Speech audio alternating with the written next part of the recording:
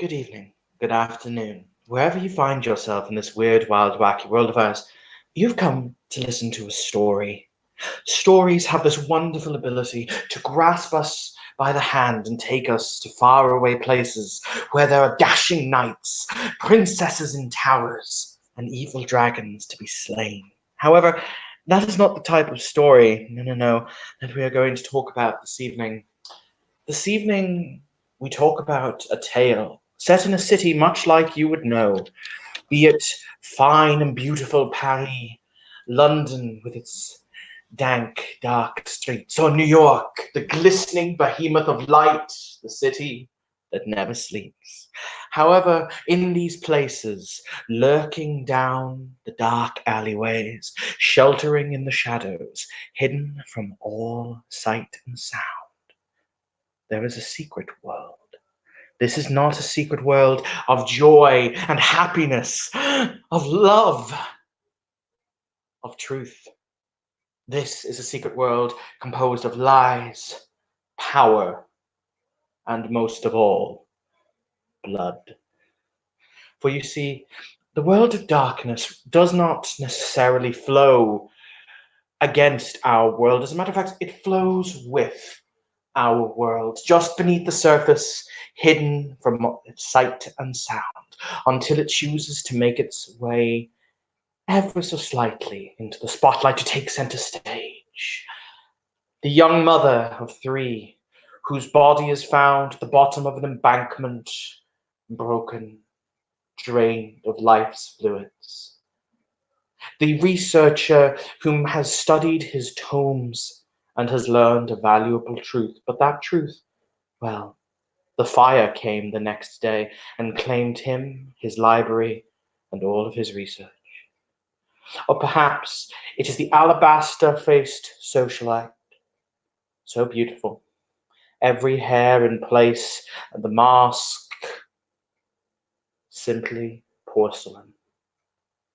However, she has been at the top of her game for far too long. Not a wrinkle on that perfect porcelain face, and yet no Botox, no snip snip, darling. No, no. She merely stopped breathing in the 1950s, and time has yet to catch up with her.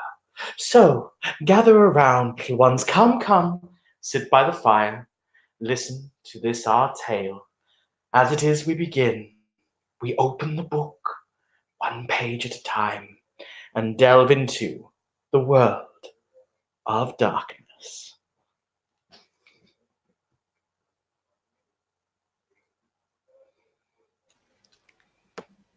I believe this is where we applaud. Very fine intro.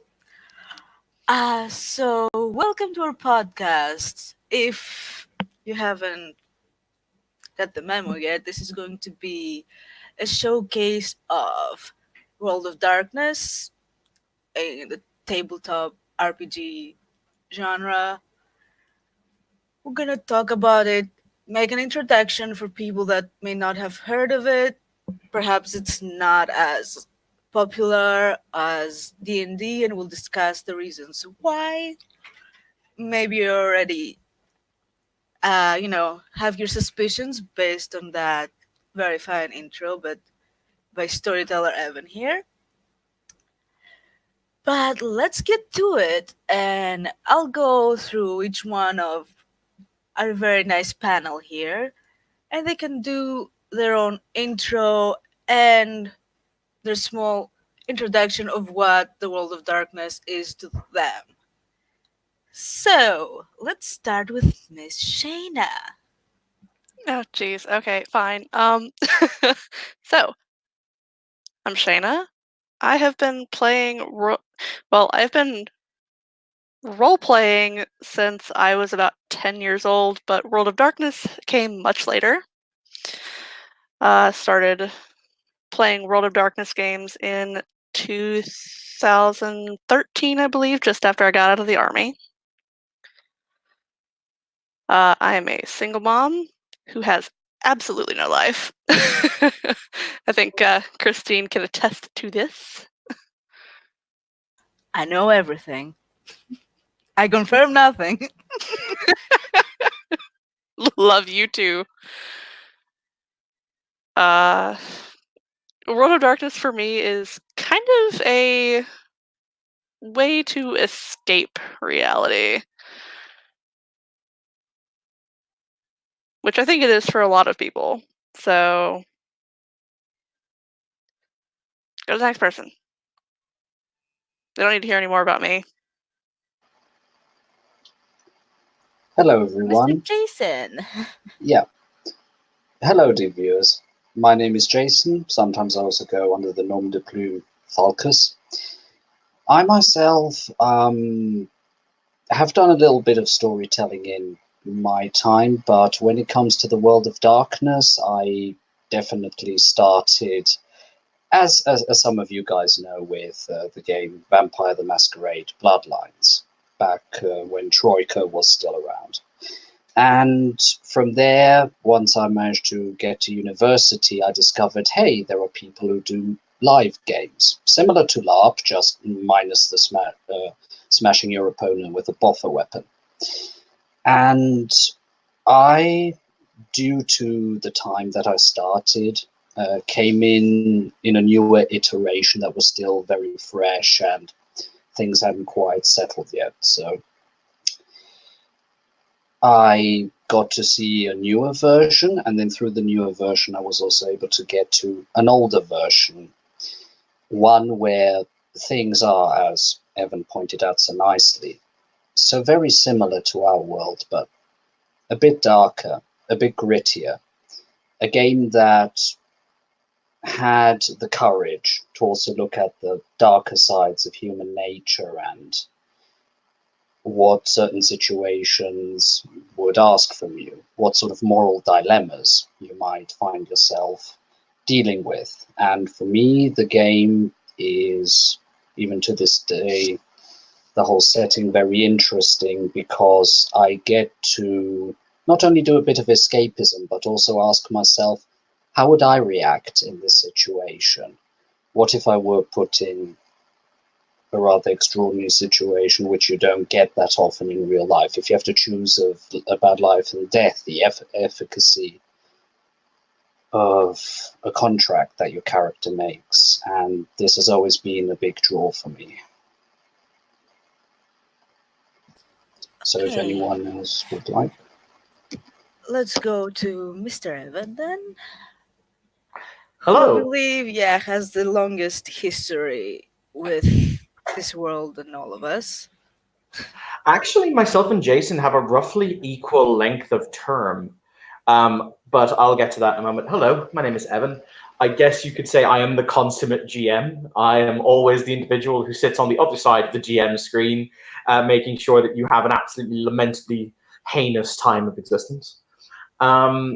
World of Darkness is, and always has represented to me, the realm of dark possibility, that what would happen if we simply decided, rather than I must be a good person, I must be a law-abiding citizen, we decided, you know what, today, fuck it. It represents the darker side of every human action, the id, the yin, the incalculable depth to which people will plunge. And I think that that's very attractive. I think that that's very, very cathartic to play. I think that it is a wonderful sense of, well, no, why would I want to be the hero when, darling, I can be the villain?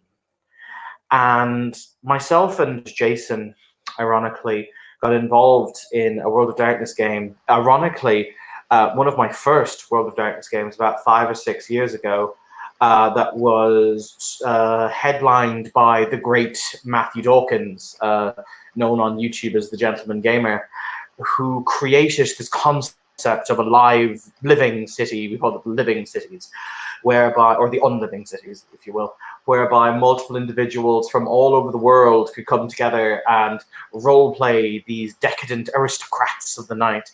And it was immensely popular. It was a massive undertaking, hundreds of sheets submitted, dozens upon dozens of characters. And From there, obviously, the game has changed. It has gotten smaller, but it has gotten more intimate. There are now fewer faces, but those faces are known far more. And so, many years down the line, as I said, I think it's 4 or 5 years ago since it was birthed. We sit here, some of us having been made, unfortunately, consummate experts in exactly how the world of darkness functions, simply because, well, somebody had to do it, and unfortunately, the bell tolled for us. Well, to be fair, you're quite good at creating worlds and situations that are painful and suspense driven. But anyway, so let me do my intro to this world and how it all began. As it is, I happen to be the oldest person in this panel. Imagine that. So when I first came across this world was back in, I believe, 2000, 2001, when I was a teenager, around 14 or 15, looking for video games to play on my, old PC. And there I was buying PC Gamer magazines because they came with games and demos that I could try, because that's what we did back then when the allowance was cheap. So, in one of those magazines, I found Vampire the Masquerade Redemption, the first game of the two, the one that less people know, let's say. And I absolutely fell in love both with the game and with the world. And this is how I pretty much learned, like, a way of how the game worked. And after that, I did try to be in a group to play Vampire the Masquerade. We did so for a little bit. And then for the next, I want to say, hmm, over 15 years, I hadn't touched the thing. Until very, very recently, which is like, I don't know, about 7 or 8 months ago, I would say, where I seriously wanted to get into it again. And this time, I might not be able to find something local, but with the internet and how things work nowadays, there is an open world of opportunity when it comes to uh, tabletop gaming of this kind. And the format that I discovered after a while was actually very, very, very well done, and you can absolutely be immersed in this kind of game. As an example, what you see on the screen for Evan is one of the overlays that are used for the characters played. Gives information about the character. It can be usually in a stream. Many people participate. It's a lot of fun. But that said, you have to understand the world of darkness, it's not a nice world. It's not a world of heroes. Consequences are, let's say, a few notches higher, if not a lot of notches higher than what you'd expect in different games. So, that said, let's have a discussion about the world of darkness.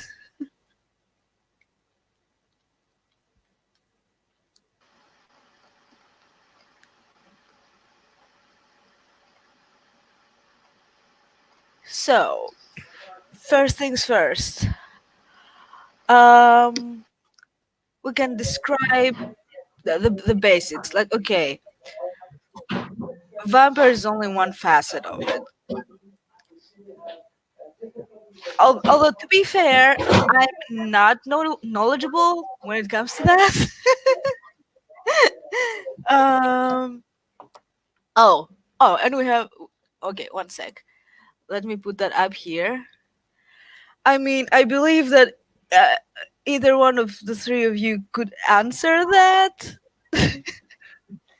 Yeah, we do. Ultimately, we each write stories, and we have the vague skeletal bones of an outline of where we want the story to go, who the antagonists, the protagonists are, and from that the PCs somewhat muddle in and just kind of get stuck into the general concept of the story. So yeah, I would say that it's a fair assessment to say that we do create our own scripts and scenarios, because books are nice and sometimes there's pretty good stuff that's written in books, but you can't hold them to gospel, particularly when the book doesn't know the characters, the book doesn't know how they think, how they feel, how they act.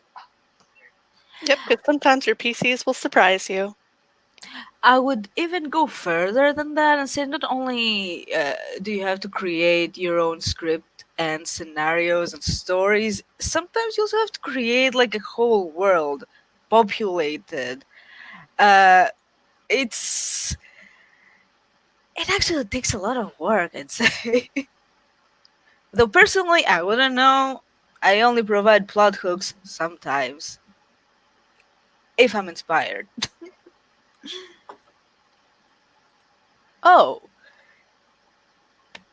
oh, we have a good audience.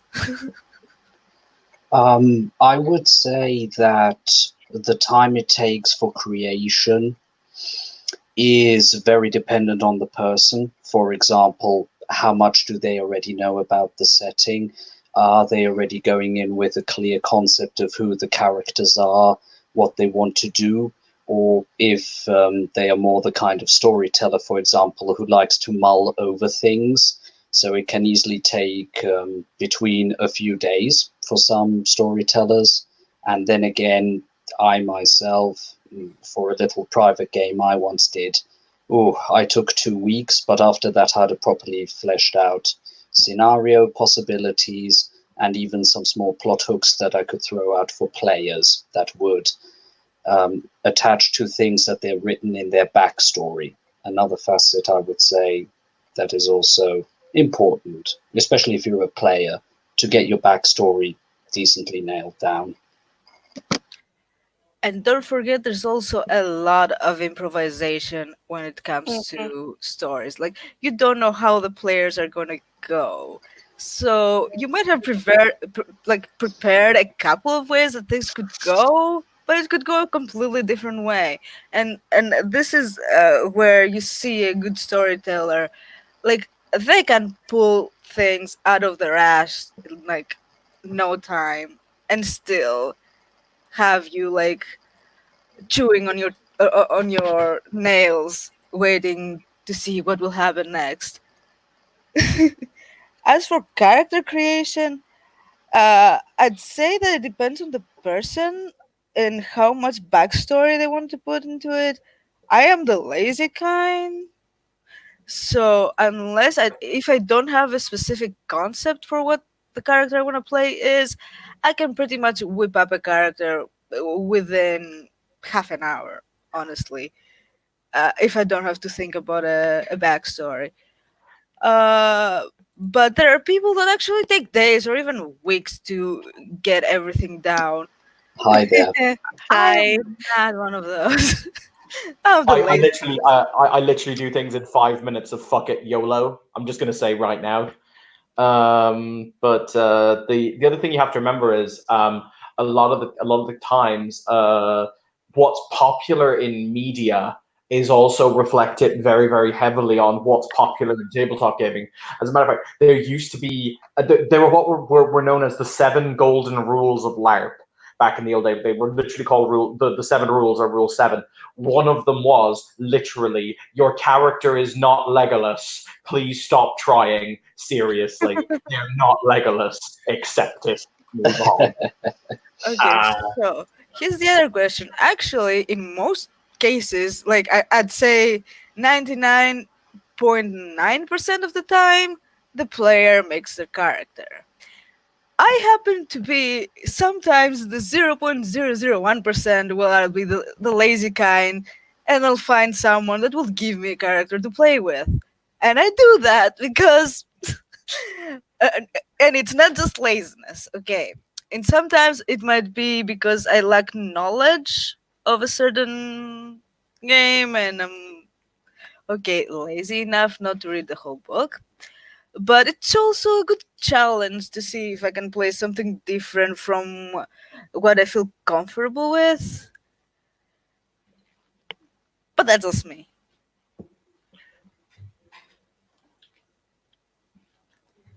To ask the question, sorry, just I'm reading it here. Do you have their own Yeah, like ultimately we write the game, but we prefer for our individual PCs to write their own characters because otherwise, like I could give you Bob. This is Bob. He has lived in this one tiny village for the entirety of his life. He owns a butcher shop there. That's his wife Agatha, and they have 3 strong children together. But at the same time, you're not invested in Bob. You don't give a fuck about Bob. No one gives a fuck about Bob. I mean, Martha's probably cheating on him. When I say strong children, 2 of them have leprosy. No one cares, you know. But the thing is that you have to be invested in the character that you're playing, and that's important. So that's why you should write the character. It should be yours. It should feel like this is my creation. This is my baby. I disagree. I'm attached to my characters whether I made them or not. Because I make them mine, damn it. I hope that didn't sound creepy. It's fine, Bob. We accept it. Move on. Yeah, I would like to segue into this, even if it's only loosely associated. There is also, of course, the question when you make a new character, what do you want to base it off? Something that you've seen on television, something you've read in a book, maybe some character you came up with, I don't know, back when you were a teenager and didn't have anything better to do. And something I personally like to think about is I'm aware that I'm one of those horrible players that takes a part of their character and then basically dials it up to 10 or 11 and then just adds the rest of the characteristics to it. However, I find it sometimes very therapeutic if I just want to have a character who is just grumpy and I just want to channel that inner grumpiness a little bit out. But I wonder what my other commentators here would have to say about that.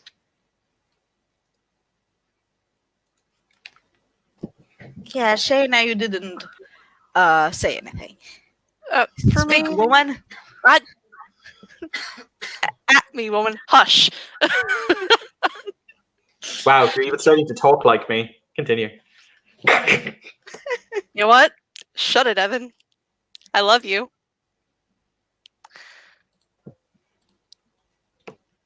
I also feel it's important that our viewing public know that her hair isn't pink anymore. Continue. You know what? Shut your face, Evan. And you're not a porcelain doll, honey, so And let's dear not. viewers, that banter is part of the game, just so that you're warned. Yes, this is very much a part of, what we do is, we will sit here. I think, a good half of what we end up doing is just bantering back and forth with each other. I mean, in D&D, you might, have banter with your player characters about, how do we get the gem from the dragon? And how many dice of damage can the dragon possibly do to us? Whereas in World of Darkness, you have banter trying to think about, well, did the hooker OD or did somebody do this to her? It's fine. Exactly.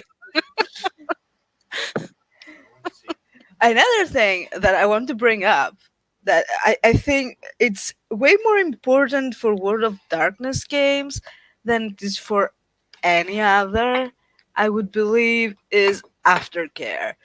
Because sessions in the World of Darkness can and will actually fuck you up.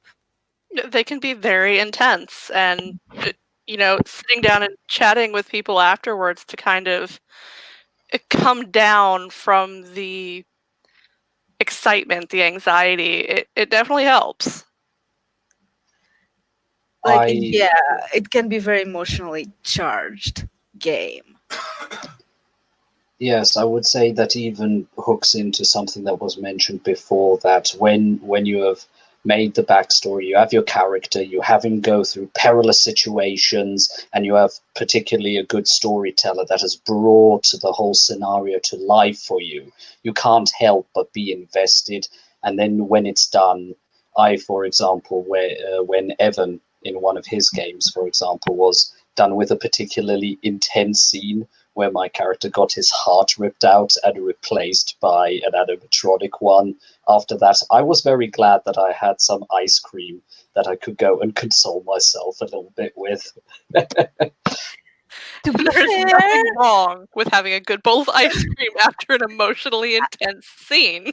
I mean, yeah, to be fair, when my character died, I wasn't as distraught as I thought I'd be. Like, honestly, it was way more painful while she was unliving than when she died.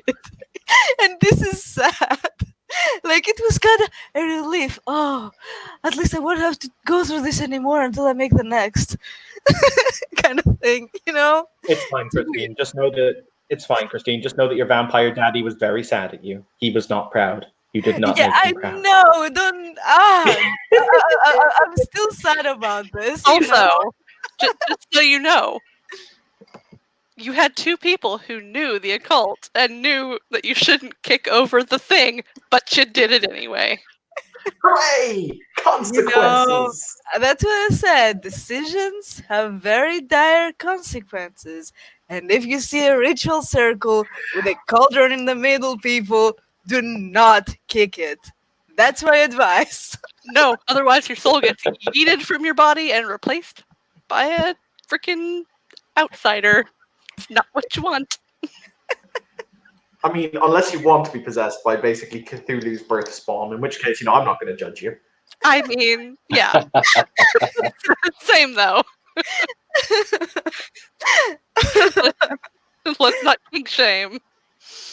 Yes, something that could definitely be said about the World of Darkness is, of course, in a more well-known game like D&D, for example, yes, there is the odd aspect of a little bit of body horror or maybe the odd possession. But yes, in the World of Darkness, death is often enough for a character, not the worst that can happen. Not by a long shot, ladies and gentlemen. Oh, yes. I think that it's kind of important because we've touched on this subject a lot. So gather round, kids, and welcome to a history lesson. So World of Darkness was written in the early 1990s by a company called White Wolf Publishing. The main brainchild of a very talented individual by the name of Mark Ryan Hagen, who penned Vampire the Masquerade, which was their kind of their signature game line. And now we've kind of spoken a lot about the comparison between World of Darkness and D&D. And it's important that I kind of emphasize this. In the 90s, where the 90s kind of saw the birth of what we call goth culture. This is the I wear fucking, I wear trench coats and new rocks and look at you from across graveyards kind of culture. World of Darkness was incredibly popular. In the late 90s and the early 2000s, before White Wolf as a publishing company folded, it went bankrupt, there were, you could go to nearly any major city in the continental United States or in the UK, and you would find a vampire LARP that was in that city. It was a pandemic. You could not spit without hitting one. Of course, when that changed, and when the flavor changed, when the people changed, when the goth movement kind of lost its momentum, and we got into the kind of the early the 2000s, after 2004, consumerism changed. It lost its popularity, it lost its appeal. Whereas D&D, for example, because it deals with high fantasy, it deals with the concepts of epic adventure, sword and sorcery.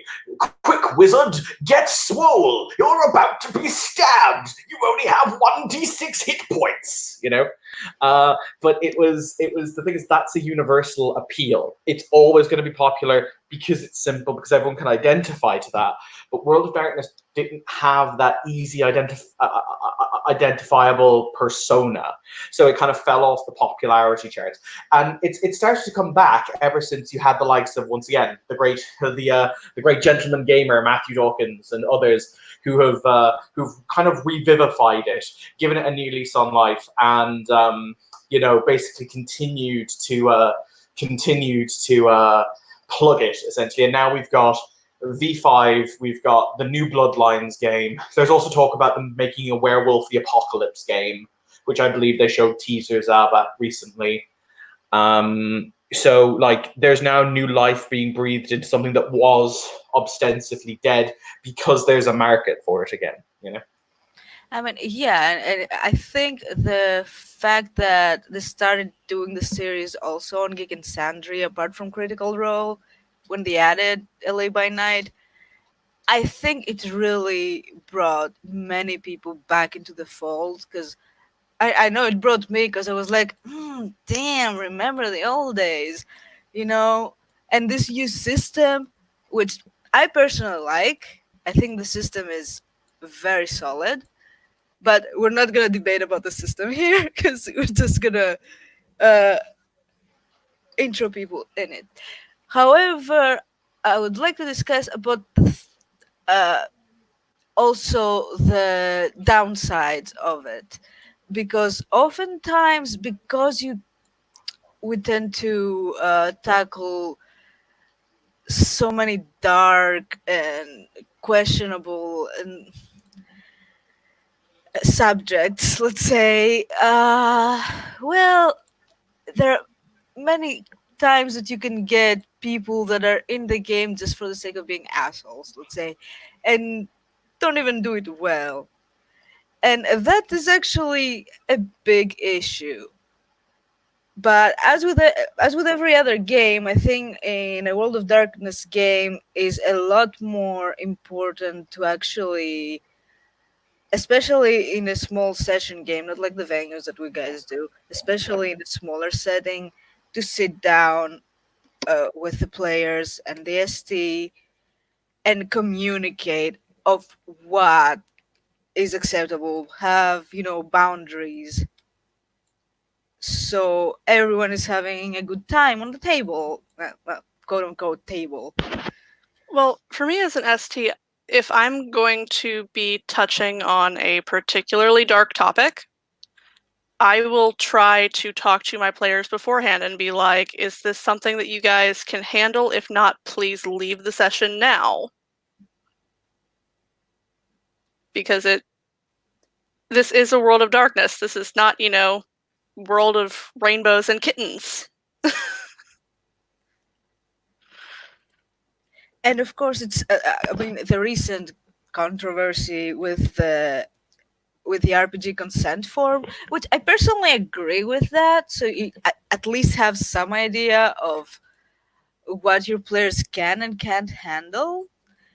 And I'd also go as far as to say that it would probably even help to filter out some players, at least on certain subjects. But that's just me. I believe that communication in this matters is important. Like, okay, don't throw in my face something that would fuck me up. Although, me personally, let's face it, there aren't many things that would really fuck me up. I can, yeah, yeah, I can think of anything that would really, really be apart from the really dark shit involving like kids or kittens or things like that. This I don't like. I mean, okay, don't sacrifice the dolphin, he says. Well, here's the thing. I'd absolutely sacrifice the dolphin, personally. Also, to answer one of the questions that was asked, Discord has definitely kind of helped breathe a little bit of life back into the game. I think at the moment there are 3, 4 different venue games running through Discord, I do believe. I'm gonna give you 2 seconds. Yeah, about 4. Yeah, at least the ones that we're involved in. We don't know if there are others. I happen to know that there are at least 2 more that I've not seen Shayna or Evan be in, and I wouldn't be surprised if they're actually probably even more, how should I say, archipelagos of games that are sort of loosely associated by the player base, and then maybe even the odd player that plays some in a different venue where he might know some of the people there, but they know basically nothing about the other group he or she plays in.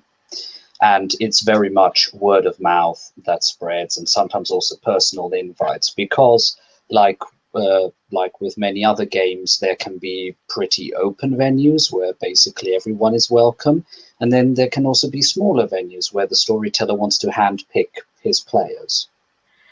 And don't forget, social media actually plays a big role. Apart from Discord, where there are a few official servers of each, I guess, edition of the game in which you can look for a group.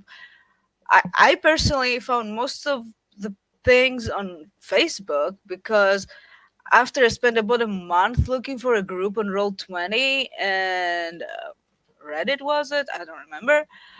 And I pretty much made a bitching post on a Facebook group. And lo and behold, then I was in fucking 5 different groups and I didn't know what to do anymore. Mine was the best. What exactly do you mean, Patty? How many times we take part at one time? Oh, how many? Basically, he's asking how many people play in the sessions. I think. Oh, okay. Well, that depends. If you go, okay, the standard, uh, like with the coterie in the vampire game is pretty much the party. So usually in the small group, it's 4 or 5 people at most for the coterie. However, we usually play in venues which don't really have a set number of people. So a session can have like, what is it, Evan? Up to 10? Just basically, okay. It depends on how you're playing. If you're playing individual scenes with your ST, you can just be one-on-one. That's fine. But then again, there's also scenes where you can have up to a maximum of 9 players plus the ST in a Discord or in a Hangout, in a Google Hangout, or because what we do is, and it's important to make reference to this, we record all of our quote unquote scenes in order to have a record of it, and in order to have basically so that there is culpability, so that you can't just say, I use death beam eyes, you die. No, because that's not a power. A, B, that's silly, and C, get the fuck out of my game. So we record a bunch of our things, and the 2 methods that we currently have of doing this are either StreamYard, which we're currently using, which allows up to 6 people, or Google Hangouts, which allows up to 10 people. So 5 plus the ST or 9 plus the ST. Yeah. Or you can be like me and run 2 Hangouts at once, which I never recommend any human being ever do. Yeah. Positively terrible. Maniac. I mean, it's fine. But the difference We didn't just do that once. We did yeah. that twice. Oh no, I think it was twice. It was twice, never again. It Anyway. was twice. It was Yeah. twice. But yeah, the thing about the venue is it also allows for the players to do things with each other without the ST, which actually helps build relationships between the characters. You know, like how would you have like a game, a BioWare game, for example, where you have to speak with your party and be friends with them, or else they're gonna fuck you over or something, you know? So Hashtag you I'm still not over Solus, that elven bastard moving so Oh quickly. yes, me too, man. Me too. And also Anders. Fuck that motherfucker. No Yeah. spoilers. No comment. As somebody God. who is Shayna didn't stab him. Going out right now. Mm-mm. Yeah. So, as someone who is mostly a player, at least currently, something I actually found very nice about the fact is that, for example, with StreamYard, it is surprisingly easy to throw up a hangout and then ask the person um, who your character, for example, had a nice chat with and wants to invite over to their mansion or whatever. And you can have these small and sometimes even quite touching or infuriating scenes. And especially if you're not planning to outright murder them and you have to do a lot of roles, you can also do that without a storyteller being present. So it also allows you to flesh out the characters Oh in a yeah, way this that is I my would summer say, mansion. I'm afraid my winter mansion is currently being cleaned. Oh, whoa, it's me. oh, Sorry. absolutely, it's hilarious. But anyway, what I wanted to point out with that is I find that very nice and something that I tended to miss with the live games. That was back in the early 2000s with the New World of Darkness setting as it had come out. And as Evan had already pointed out, that was also at the tail end of White Wolf, basically. So when I got in the live games, yeah, there were still some places that you could go, and even some things that were still organized nationally, but you were feeling that people were growing tired, the wind was coming out of the sails. And as a matter of fact, I didn't then play anything World of Darkness related until many, many months before this podcast. Evan actually poked at me, thanks to social media, in this case Facebook, and asked if I would like to join his game. And then I had a look, and huzzah, I'm back in and playing in at least 6 venues and starting to question my life choices. Haha, winning. I No mean, regrets. yeah. Like, okay, at the moment, I think I'm in the least games I've been in the last 6 months. I think that's it's like that's because one of my games, DST, is currently in the hospital, so that's taking a small break. But apart from that, yeah, it's been an interesting few months. Ultimately, there's also the fact that not all games are for all people. You know, like one ST style is just intimately and just is not something that other people enjoy. Like you can't enjoy every game that you're in, and so that's fine. Like the thing that I like about it is that because there's now this veritable smorgasbord of games, it lets you pick and choose what you like, what you find fun, and if you're not having fun somewhere, you can literally just kind of throw up your hands and go, well, I tried, and then go back to playing the games that you do like. This is very true. And this is also something for any players who, for whatever reason, might be similar to me and like to see how different STs run their games. And I personally have found that, for example, in Shayna's game, there is definitely some aspects I very much enjoy and haven't come across in others. Then again, there are others where, yes, I have my issues, but I also find it interesting how they handle things. And then, of course, there's our lovely Evan here, who I would personally describe his style as intense, frenetic. It is a feast for the senses, but after that, get a cup of tea or a cigarette because you'll need it. Yeah, I'm like yeah, sex. yeah. Evan's game required You drugs. kind of are, Evan. It's intense. I won't lie, it's very intense. I think that it's all about the kind of school of GMing you come from, and once again, I say this on a semi-regular basis, STs have different strengths and weaknesses. No ST is perfect. Some STs do certain aspects of the game so much better than others, and everyone has their strong points and their weaknesses. Like for example, I'm very good at putting together a meta campaign, like putting together an actual putting together a storyline. I'm very reactionary. So once again, I plan nearly nothing except the bare bones of a story, and I basically just run with it because YOLO will do it live. Basically, like the entire intro that I gave to this evening was me just ad-libbing random stuff because Christine was like, "Hey, ad-lib," and I was like, "Oh God."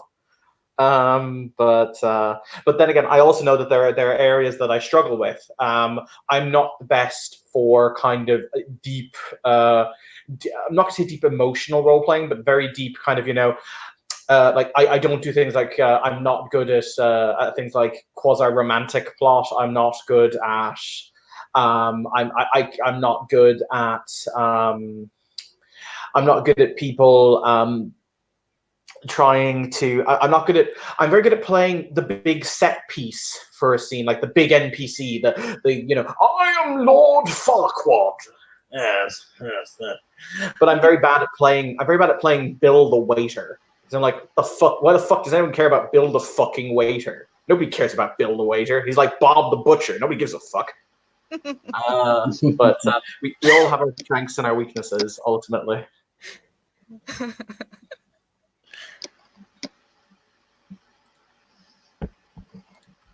Megalomania.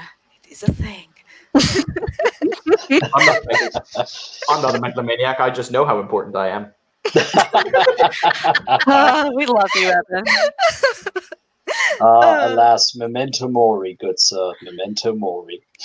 I have to say, however, like for example, like Evan, even as a player, he's like an agent of chaos. So like the lovely character that you see in his very lovely overlay here, I must say, I have regret. yeah, he thoroughly derailed a session, maybe even the whole venue. But man, I had fun that night. I hated that Even though I was kind to set you on fire. well, And in that one moment, when everything else was chaos, when the city burned, and when the women wailed, I created the sacred cult of chimneys. Praise be chimneys. like okay, that day was frustrating but amusing. Like it's hard to explain when it's so different emotions, because even though I was on fire, I was set on fire literally, weirdly enough, not by this guy's fault, weirdly enough, I was thoroughly amused by the shenanigans that he pulled. I do my best.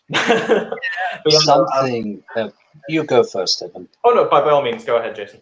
Thank you. Something, however, I put it that way. I would say, in some ways, as a person, I'm probably a bit vanilla or a bit conventional. In other aspects, I'm probably more than happy to jump into situations that other people would find a bit more challenging, and I like to challenge myself occasionally. And I find it interesting that with the different players, or also different storytellers, they put you in a situation, and then it is up to you. Well, do I do the social? Would my character now do the socially acceptable thing, or as a month or so back happened to one of my characters, he happened to meet a guy who had been nasty to him, but basically the alternate universe version. And my character had all this pent up energy, spit, piss, and vinegar in him. And it was actually very nice. And also, I surprised myself that I just let him rip. He spat, he shout. He probably would have tried to murder the guy if one of the other players hadn't gone in. But it was interesting, and I realized that, hey, I didn't even know that I was capable of doing that. And I found that a very, not only cathartic, but also a very insightful moment. That's an interesting point that you're bringing, though, because usually, like most of the time, I'm playing down my characters to be different from me, because I tend to be a bit much at times. I try to make my characters more down to Earth, most of them, at least. And yes, I can affirm that Christine can be a little extra, but that's why we love her. What do you mean a little extra? I'm very extra, bitch. Come on. Pardon me, I grew up in Switzerland. We have got this bad habit of saying, oh, it annoyed me a little, when you actually want to say that it annoyed me so much that I want to put somebody through a wall. Also, the other thing that I can tell you, the problem I have with non-World of Darkness games is the whole hero aspect. I was never okay with the hero aspect. Like, I remember in all my gaming experience, oh, you're the hero of that, you're the champion of this, and you're the no, bitch, come on. Okay, I might be the well, champion of Cyrodiil, but I've also killed a bunch of people as a Dark Brotherhood person. Like, for example, like, come on. I like to play gray as fuck characters, and I don't like playing heroes. I prefer to be like the anti-hero or someone really morally gray that might have good intentions but is willing to do questionable things. And I think that is a very good setting for like World of Darkness is a very good setting for such a thing, or to even explore even more darker things. Even though I'm not personally very comfortable with playing evil characters, as Evan is, for example. Like, I've only had one evil character. I mean, Evan legitimately retired a character because they were too nice. Yeah, like, honestly, the only evil character I've ever played is Brigitte, and in a couple of different iterations, because it's not just the Dark Age game that we played together. I have her in a V5 campaign as an elder, which, well, yeah, let's say she's evil, but like, she pales in comparison with, uh, the most basic Evan character, I guess. I feel personally targeted. Stop. I mean, no, you have a No, talent you for this play. shit, dude. Like, for You real. have a talent for playing really, really just kind of very ranging from So, morally gray to, just pure evil. Hooray! Winning! I mean, come on. Your signature move is I'm gonna go in and I'm gonna throw an AoE that might actually kill other players just for the fuck of it. That worked pretty fine.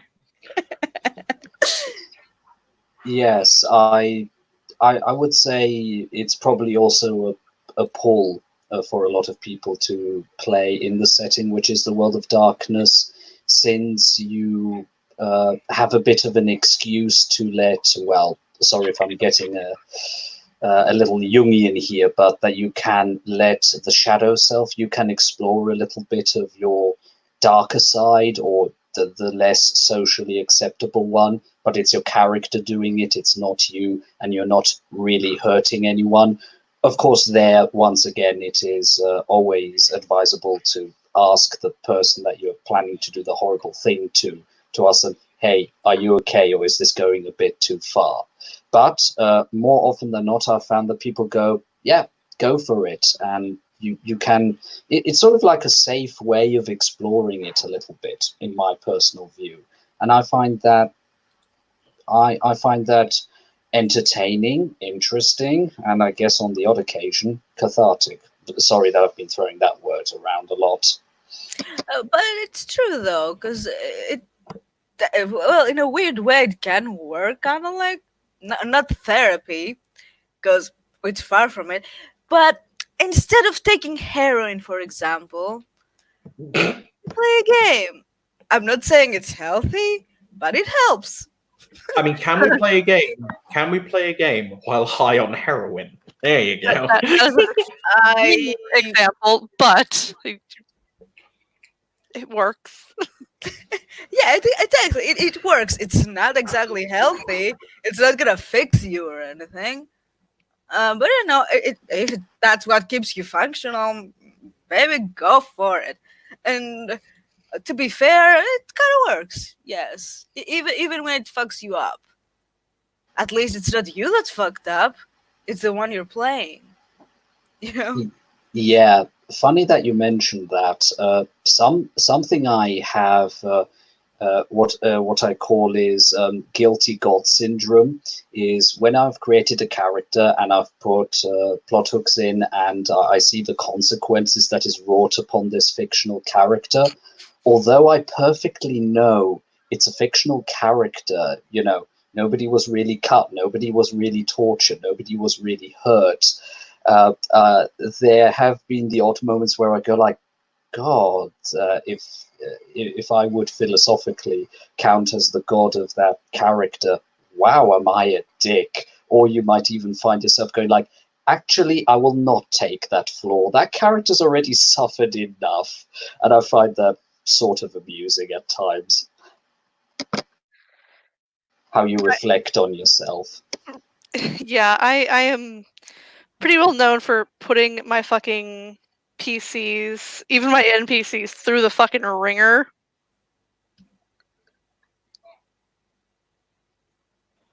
It's fine. Yes. Needless to say, being stakes in the back by Nosferatu is how life works, Shayna. It's fine. Don't worry about it.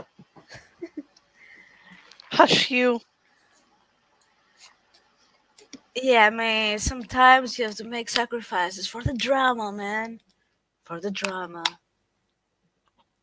Yeah, like the time she got her vengeance and blew up another Nosferatu with a bazooka. That was an accident. At least my selling out my sire has been played down by the bazooka incident. I'm glad. Yes, now I'm the one who will never live down an accident, Evan. Well, to be fair, you could have tossed it to the next person that had better skill, but anyway. I mean, Oh. regardless, the sheriff still would have nearly died. I mean, it's fine. It was a shitty character. He deserved death. Oh, be nice. Francis is amazing. I'm really messing.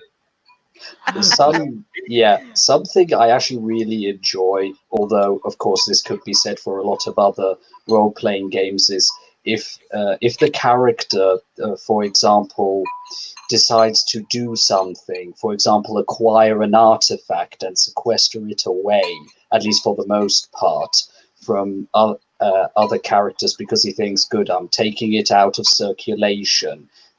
For example, the animatronic heart I mentioned, my character got it then shoved in himself. Originally, he bought it so that it wouldn't end up in the wrong hands, but he did the one fatal mistake of, handing a certain character an object that he wasn't okay with having shoved in his body. Yes, I know exactly how that sounds. And that was asked, and he didn't expect that he would be the person ending up with the animatronic heart, and it was glorious because I didn't see that one coming, not in a million years. Kalima! Oh, and yes, at that scene, I was laughing my ass off, and I was just dying inside. It was hilarious. Luckily, my character survived it, and later on it turned out, hey, this extra dot in stamina I've got has saved my character's life at least on 3 occasions, so thank you, I guess. I mean, to be fair, Evan has almost killed me on several occasions. One day I'm going to get that prize. One day. I mean, We'll see about that. I don't know if I want to talk about this, although that was pretty much I killed myself. Like I can't really fault Evan for that, but I still want to. I did not boot the cauldron. Somebody else booted the cauldron. I know. I can't blame you for it. Damn it! I can't blame you You have for no one it. to blame for that but yourself. Yeah, you keep reminding me of it. God damn it! It's been 6 months. Get over it, woman. I think that World of Darkness is a great system because it is and enables you to play dark fantasy in a modern setting. Because you don't have to memorize the names of the races or the empires in Glorantha or Eberron or It you doesn't know. have to be like in the 41st century, No, it for doesn't. example. And yeah, it is New York. It is Dublin. It is it is Paris. It is London. It is places that are intimately familiar to us all because we live there. We know there. That is our home. But it's our home a little bit darker. It's our home a little bit twisted. I think that that's the great selling point of World of Darkness.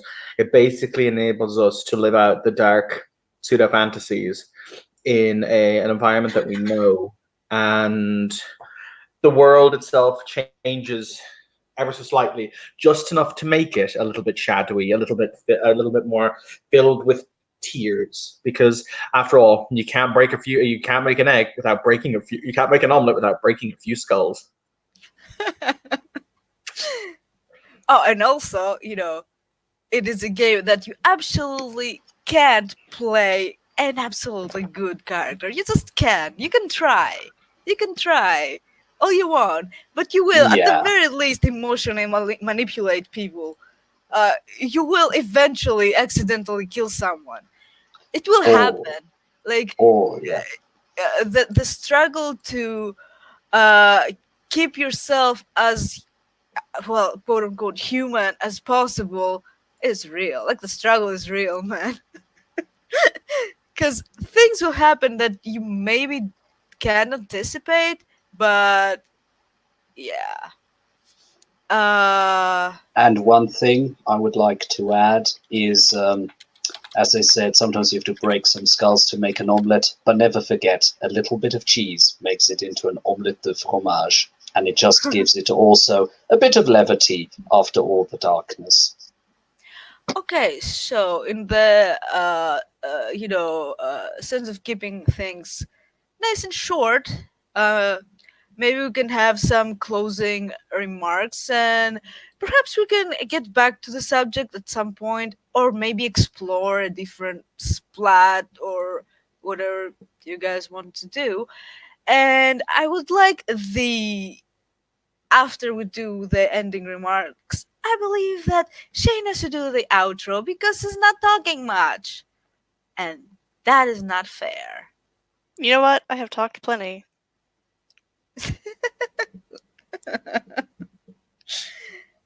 Anyway, ending remarks. Jason, go. Give us a pitch. Hmm. As in why people should give the World of Darkness a try.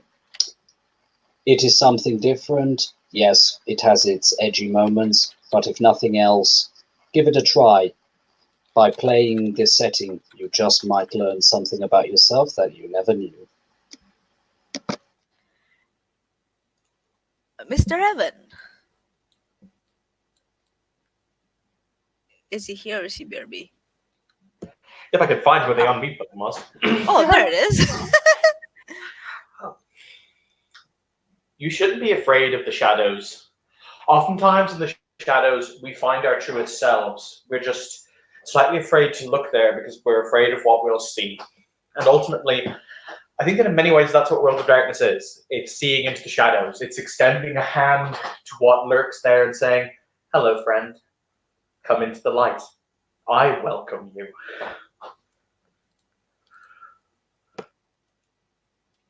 Well, I don't know what my ending remark would be other than it's it's something different from what you might have experienced. And honestly, tabletop RPGs are no longer like the things for pariahs or outcasts or the nerds. It's something that everyone can enjoy, can try and actually enjoy.